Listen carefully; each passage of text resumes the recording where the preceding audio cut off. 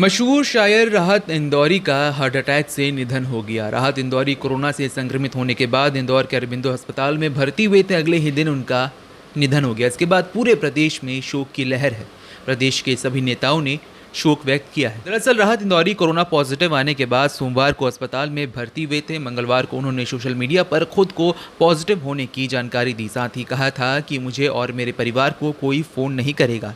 राहत इंदौरी को पहले से भी कई तरह की बीमारियां थीं। उन्हें शुगर और हार्ट की भी दिक्कतें होती रहती थीं। अरबिंदो अस्पताल के डॉक्टर विनोद भंडारी ने कहा कि अस्पताल में भर्ती होने के बाद उन्हें 2 बार दिल का दौरा पड़ा था। उसके बाद उनकी स्थिति और ज़्यादा बिगड़ती चली गई। हम उन्हें बचा नहीं सके। उन्हें 60% निमोनिया था। डॉक्टरों ने कहा कि यहाँ आने से पहले उन्हें निमोनिया था। डॉक्टरों ने इसकी भी जानकारी दी कि उनका 70% लंग खराब हो चुका था। ऊपर से वो कोविड पॉजिटिव थे। हाइपरटेंशन और डायबिटीज़ की बीमारी अलग से थी। अस्पताल में भर्ती होने के बाद राहत इंदौरी ने ट्विटर पर ट्वीट करते हुए लिखा था कि कोविड के शुरुआती लक्षण दिखाई देने पर कल मेरा कोरोना टेस्ट किया गया, जिसकी रिपोर्ट पॉजिटिव आई है। अरबिंदो अस्पताल में एडमिट हूँ। दुआ कीजिए कि जल्द से जल्द इस बीमारी को हरा दूँ।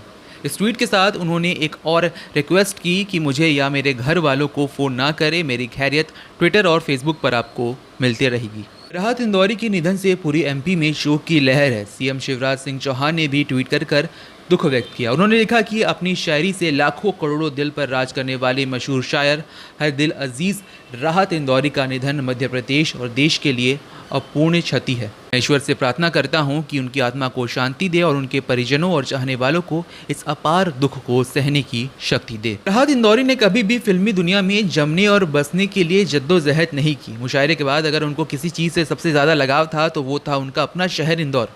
महेश भट्ट की सर उनकी पहली फिल्म थी। मुन्ना भाई MBBS जैसी फिल्म में हिट गाने देने वाले राहत इंदौरी को फिल्मी दुनिया कभी भी पूरी तरह से इस्तेमाल नहीं कर पाई, जिसकी वजह से उनकी कुछ शुरुआती फिल्मों पर ही नाकामी का ठप्पा लग गया।